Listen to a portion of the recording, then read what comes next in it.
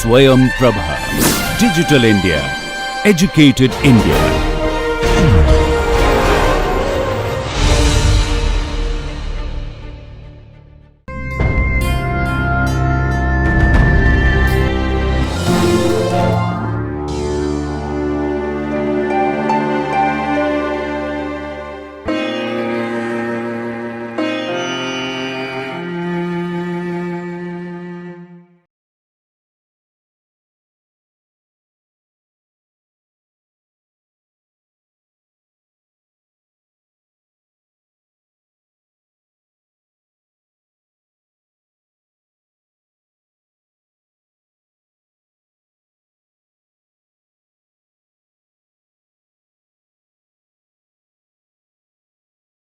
Hello dear students, I am Dr. Mona Simalti from HNB Garhwal University, Srinagar, Garhwal.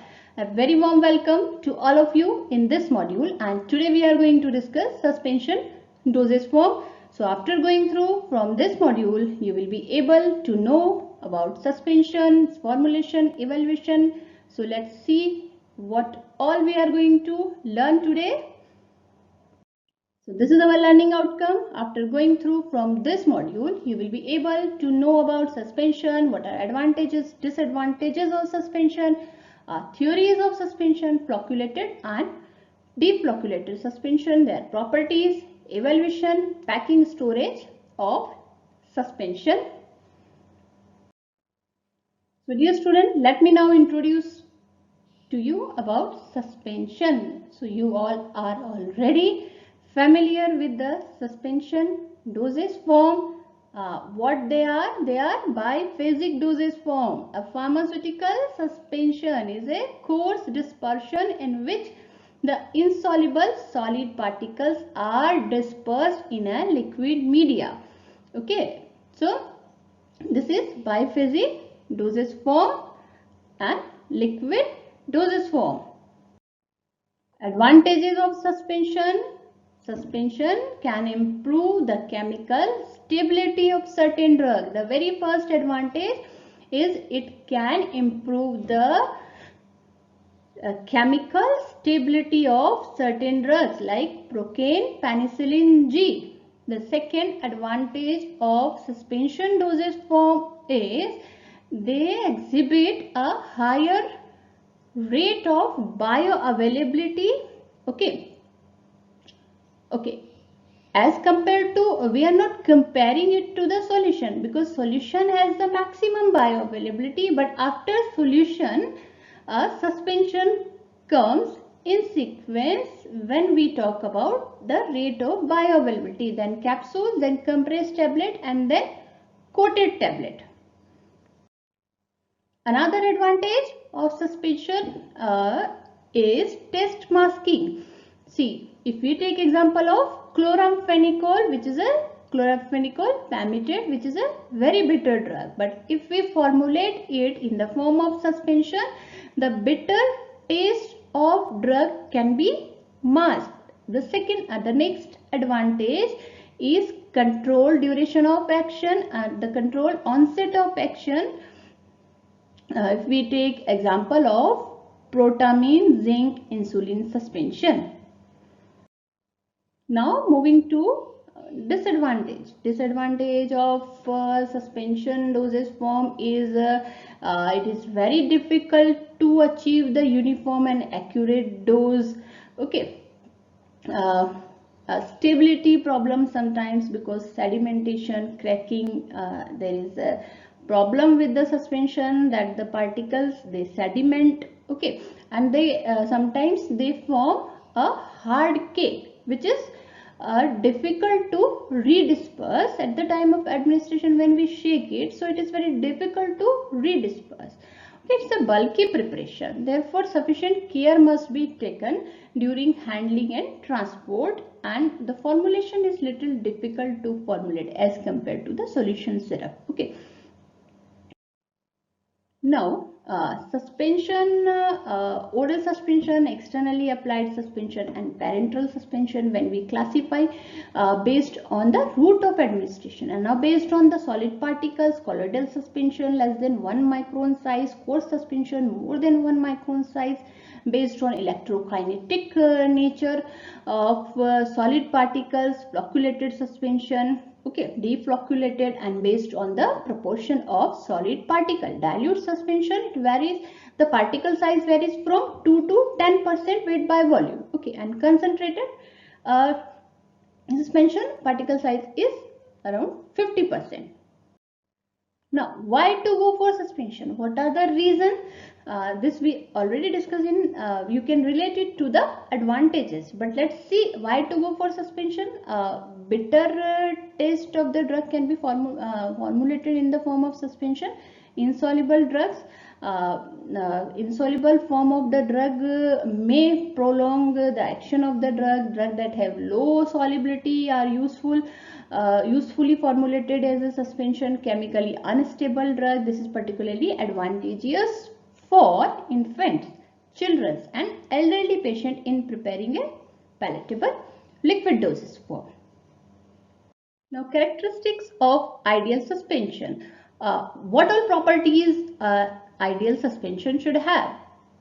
Should remain the particle size, the very important particle size should be constant and should not form a hard cake, should be easily redispersible, consistency should be uniform after shaking, and it should settle down and should be redispersible as I said, and it should be readily pourable, okay, evenly from the container. When we pour the suspension from the bottle, it should come out in a uniform manner. Therapeutically active it should be, and chemical physical stability we should ensure, and it is one of the ideal property of a suspension.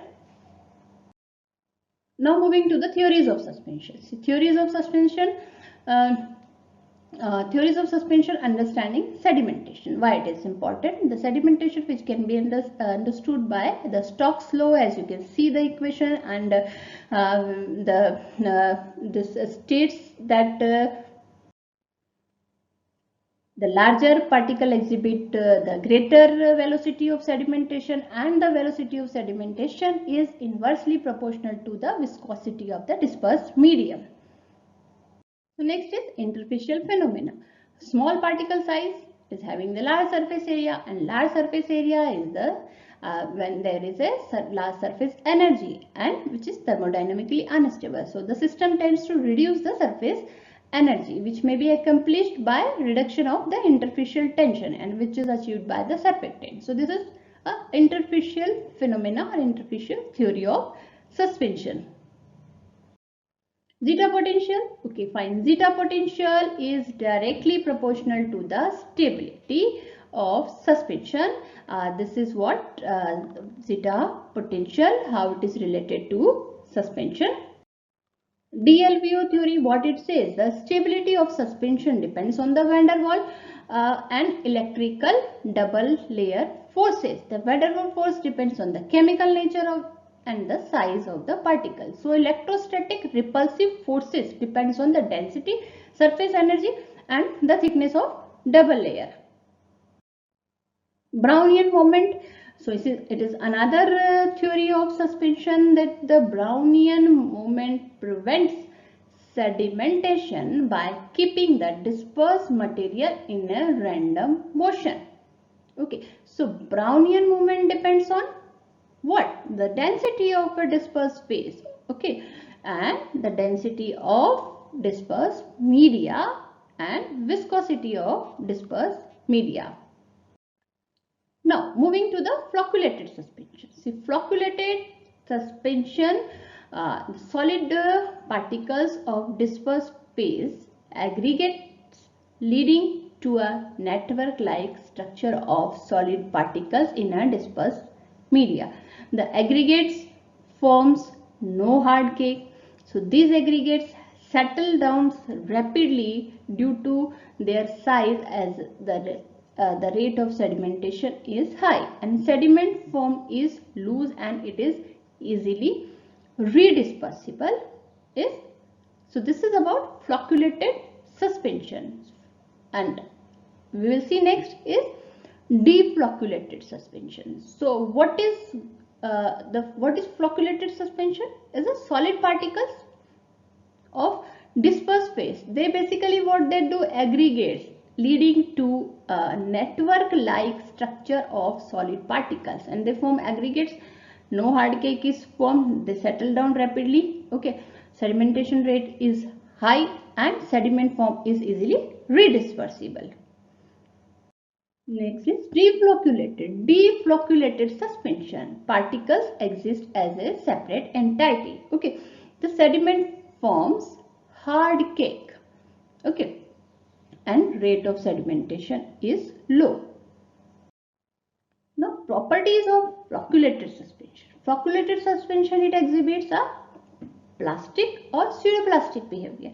Sediment is easily dispersed by a small amount of agitation. Okay, flocculated, since it is loosely packed, so when you redisperse, it is easily when you try to redisperse, when you shake it is easily redispersible. The pressure distribution is uniform, the sedimentation is loosely packed and loose agglomerates basically they have, and rate of sedimentation is high, rapid, and viscosity is nearly same at different depth level of suspension. Properties of deflocculated suspension. Okay, deflocculated suspension, there is no clear-cut boundary between the sediment and the supernatant. Okay, supernatant liquid is cloudy even though the majority of particles have been settled.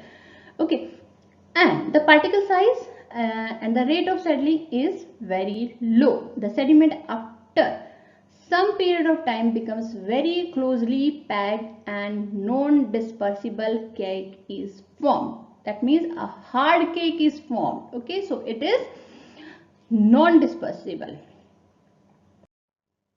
Flocculated suspension. How we are going to form flocculated suspension?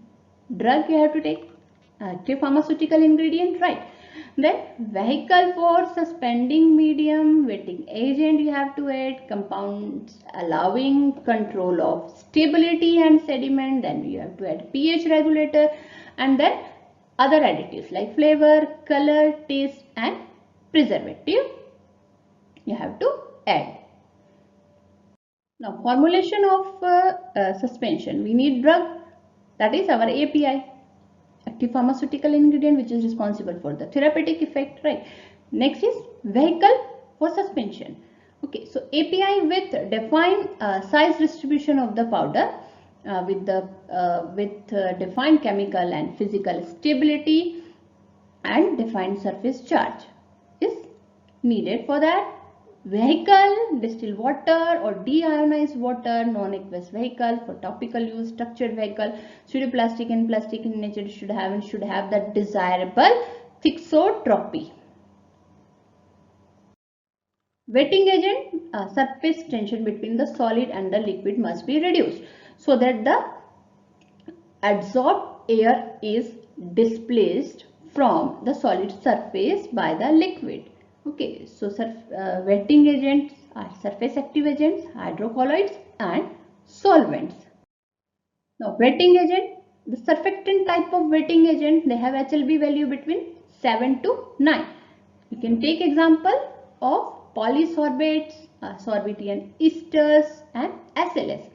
Next is hydrocolloids type of wetting agent, the coating of solid hydrophobic particles. Okay, acacia, bentonite, tragacan and cellulose derivative can be used. Solvent type of wetting agent, this reduces the liquid air interfacial tension. Alcohols and alcoholic glycols can be used.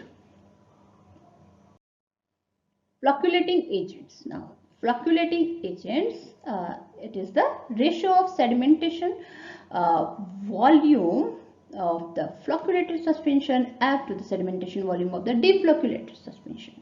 So, this is degree of flocculation. So, Flocculating agents are added, maybe electrolytes, surfactants, polymers. Polymeric flocculating agents are non-ionic surfactants, ionic surfactants, and starch, alginate, cellulose derivative, tragacanth, carbomers, and silicates are polymer that can control, are used to control the flocculation of suspension. Next is structured vehicle. Structured vehicle, the thixotropic compounds or the polymers like acacia, which are pseudoplastic in nature, are structured vehicle, and thixotropic compound and polymer, they basically forms a three-dimensional gel structure network which entrap the particles so that ideally no settling occurs. Suspending agents which are used. Suspending agent which plays a very important role in the formulation of suspension. Now suspending agent increases the viscosity of the vehicle, thereby slowing down the sedimentation. So most agent can form thixotropic gel which are semi-solid on standing, but they have the flow, they can be easily redispersed after shaking.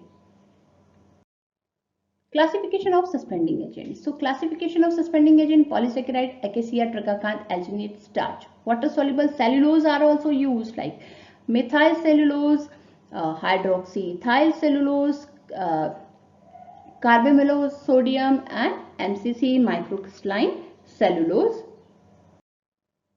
Carbomers, you can take example of carboxymethyl cellulose, and water soluble celluloses like methyl cellulose, hydroxyethyl cellulose, and microcrystalline cellulose, colloidal silicon dioxide. Coloring agent, preservatives, and pH monitoring agents. Okay, so coloring agents are added to the suspension to impart the desired color to the suspension to improve its elegancy, and preservatives are they are added to prevent the microbial growth like parabens and benzoates can be used. pH is monitored by using different buffer system. Moving to the method of preparation of suspension. Dispersion of active ingredient and stabilization of dispersed solid. So these are two important things before formulating a suspension. We should keep it in mind that dispersion of active ingredient, which is very important, and you have to stabilize the dispersed solid. So method of preparation, then we'll see in what is there in the method of preparation. Dry milling of the ingredients to require desirable particle size. Now add it to the low viscosity product portion of the product, then we will add wetting agent, and then addition of the final electrolytes. Preparation of vehicle and addition and dispersion in vehicle. So to the above prepared solution, polymer is added and the mixture is kept to stand for 24 hours. Then dispersion of active ingredient is added, and then mixture is homogenized, and the remaining of the ingredients are added to it. Now moving to the methods of evaluation of suspension. So suspension is evaluated for the following parameters. Now what are these parameters? We will see them one by one. Let's see: physical appearance, color, and taste. Particle size determination, redispersibility, we are going to check particle size determination, which is important because the entire dosage form of suspension and its stability, physical stability, its chemical stability, it depends on the particle size of suspension. So it is very important to evaluate particle size. Degree of flocculation, yes, of course, degree of flocculation is going to decide whether your suspension is redispersible or not, it is homogeneously distributed or not, it is whether it is coming out from the bottle in a uniform way or not. So all these things are associated with the degree of flocculation. Zeta potential is, of course, it is important for suspension to know, and sedimentation volume, rheological measurement, and pH and the crystal growth microscopic photography. So all these parameters are evaluated for suspension dosage form.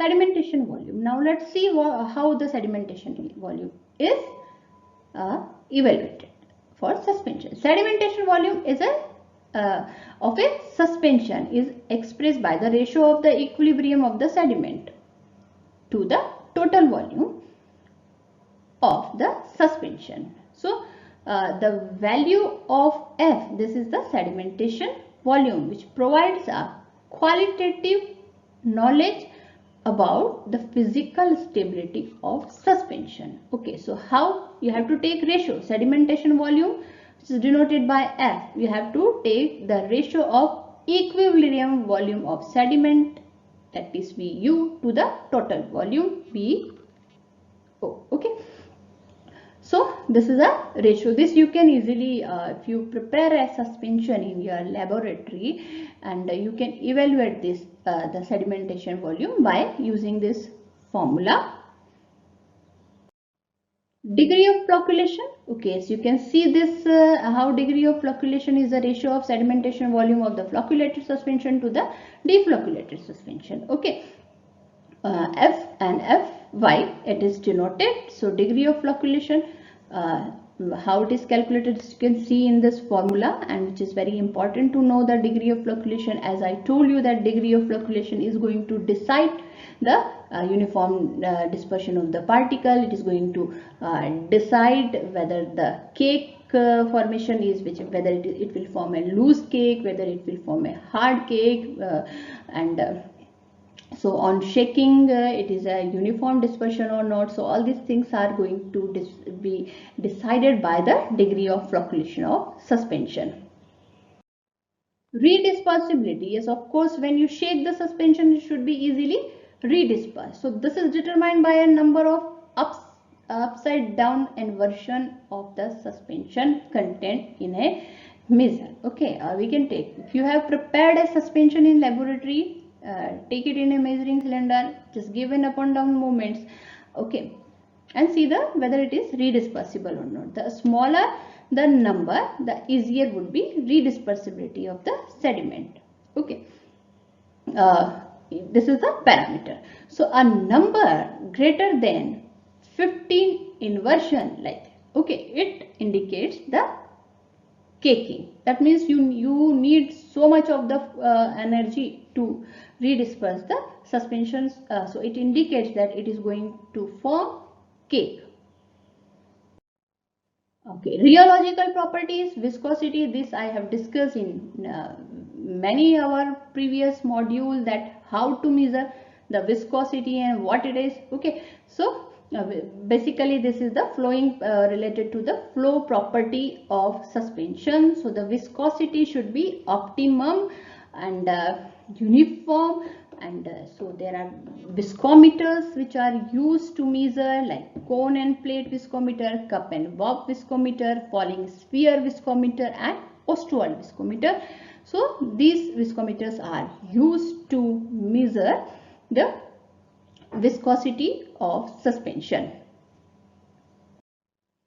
Next is zeta potential measurement for particles. Zeta potential, the determination of the electrophoretic property. Basically what we do, we determine the electrophoretic property, like because zeta potential is an electrophoretic property, and it is useful for assessing the flocculation. Okay, since electrical charges on particles, this influences the rate of flocculation.